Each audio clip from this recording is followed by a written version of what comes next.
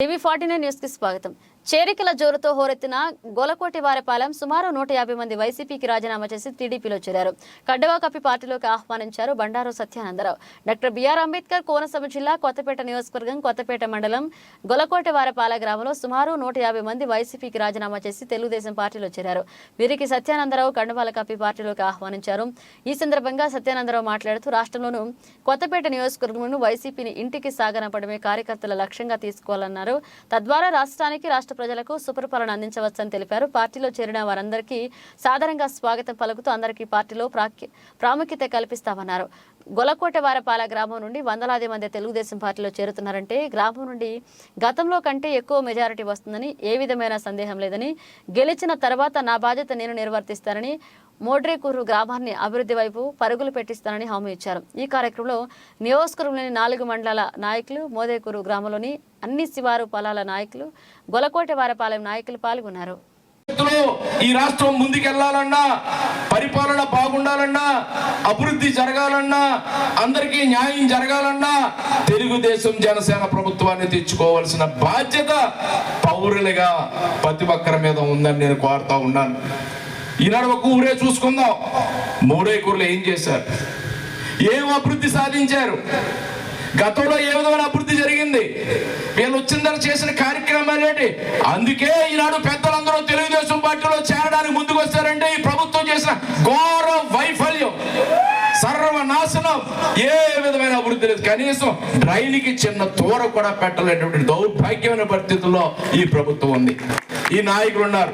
దాచుకోవడం, దోచుకోవడం, ఏది కొల్లగొడదామా, ఇసుకలో ఎంత దోచుకుందాం, మట్టిలో ఎంత దోచుకుందాం, మధ్యలో ఎంత దోచుకుందాం, అక్రమ మధ్యలో ఎంత దోచుకుందాం.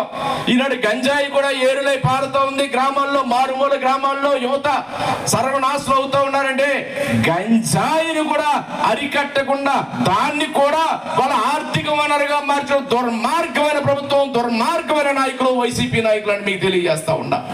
మీకు చేత కాదా? గంజాయిని అడ్డుకట్ట వేయలేరా? ఈనాడు పిల్లలందరూ గంజాయి బారిన పడి ఎంతమంది చనిపోదో, ఎంతమంది ఏ రకంగా సర్వనాశనం అవుతూ ఉన్నారు మీకు తెలియదా? అక్కర్లేదా? మీరు దోచుకోవడమే కావాలా? ఈ ప్రభుత్వానికి బాధ్యత లేదా? ఈ ఎమ్మెల్యేకి బాధ్యత లేదా? ఈ నాయకుడికి బాధ్యత లేదా? లేదు.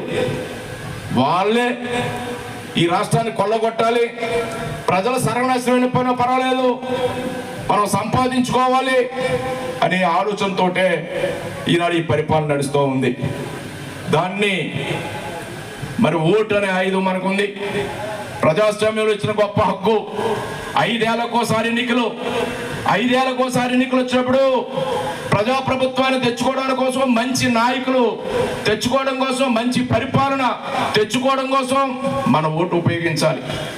ఆనాడు ఇచ్చిన ఓటుకి డబ్బులు లేదా 4,000 5,000 ఇస్తాడు, దోచేసారు డబ్బులు. అప్పుడే కోట్లాది రూపాయలు. ఇప్పుడే మన వాళ్ళు చెప్తా ఉన్నారు, కోట్ల రూపాయలు ప్రతి నియోజకవర్గానికి వచ్చేస్తున్నాయి, జగన్మోహన్ రెడ్డి పంపేస్తున్నాడు. మరి ఇక్కడ వీళ్ళు దోచుకున్న డబ్బు, వాళ్ళు దోచుకున్న డబ్బు రేపు ఓటుకి 5,000 10,000 కూడా ఇస్తారని చెప్తా ఉన్నారు. 5,000 10,000తో మన రాష్ట్రాన్ని మనం పాడు చేసుకుంటామా? మన పిల్లల భవిష్యత్తు మనం పాడు చేసుకుంటామా? మన అభివృద్ధిని మనం అడ్డుకుంటామా? మన బాగుని మనం నాశనం చేసుకుంటామని ఆలోచించి ప్రతి ఒక్కరు అటువంటి ఏ విధంగా ఉన్నది దోచిన డబ్బు, వాళ్ళ సొంత డబ్బు, ఆ డబ్బు తీసుకుని జేబులో వేసుకుని తెలుగుదేశం జనసేన పార్టీని అధికారంలో తీసుకురావాల్సిన బాధ్యత మీరు అందరూ తీసుకోవాలని కోరుతా ఉన్నా. అభివృద్ధి కోరుకున్న వాళ్ళు, రాష్ట్రం బాగుండాలనుకున్న వాళ్ళు ఓ 25 లక్షల భూమి కొంటే గవర్నమెంట్ ద్వారా 45 లక్షలు 50 లక్షలు కొట్టేశారు. 59 లక్షలు మోడేకూరులో మారుమూల. ఆ భూమి ఎవరిదో ఏంటో కూడా మీ అందరికీ తెలుసు. అది మెరకేయడానికి దోపిడీ. మళ్ళీ మట్టి తోలితే 4 తొట్లు అక్కడికి వేస్తే దాని పేరుతో మళ్ళీ 50 తొట్లు బయటికి తోలడం. మెరక దోపుడు, కొనుగోలు పేరుతో, పట్టాలు ఇవ్వడం పేరుతో దోపిడీ. ఇది వీళ్ళ విధానం. ఇళ్ల స్థలాల పేరుతో ప్రజల మభ్య పెట్టారు. పంచాయతీ ఎన్నికల్లో పట్టాలు ఇచ్చారు, మళ్ళీ ఇప్పుడు రిజిస్ట్రేషన్లు అంట. మరి రిజిస్ట్రేషన్ ఎందుకో తెలియదు. ఆయన బొమ్మ వేసి మన రైతుల పాస్ పుస్తకాల మీద కూడా ఎప్పుడో తాతలు తండ్రులు పూర్వ పిత్రార్జితాలు మన సొంత ఆస్తుల మీద జగన్మోహన్ రెడ్డి గారి బొమ్మతో మన పాస్బుక్. అంటే ఆయన శాశ్వతంగా ఉండిపోతే డిక్టేటరా? ఇది నియంతృత్వమా, ప్రజాస్వామ్యమా? అంటే జీవితకాలం ఆయనే ముఖ్యమంత్రి అనుకుంటాడేమో జగన్మోహన్ రెడ్డి.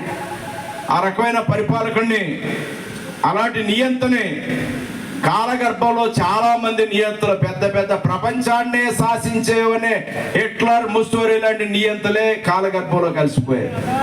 చాలా మంది నియంతలు మనం చూసాం. మనం రేపు జరగబోయేది అదే.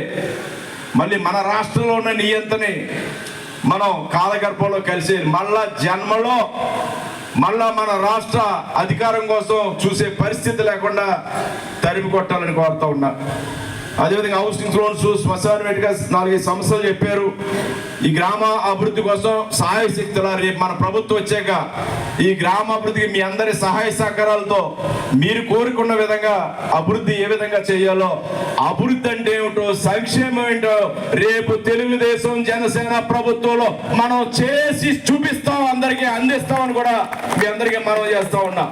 స్థలాలు లేని వారు కానీ, ఇల్లు లేని వారు కానీ ఎవరుంటే వారిని ఆదుకుందామని కూడా మీ అందరికీ మనవి చేస్తా ఉన్నా. మరి ఈనాడు చాలా మంది పెద్దలు అందరూ వచ్చారు.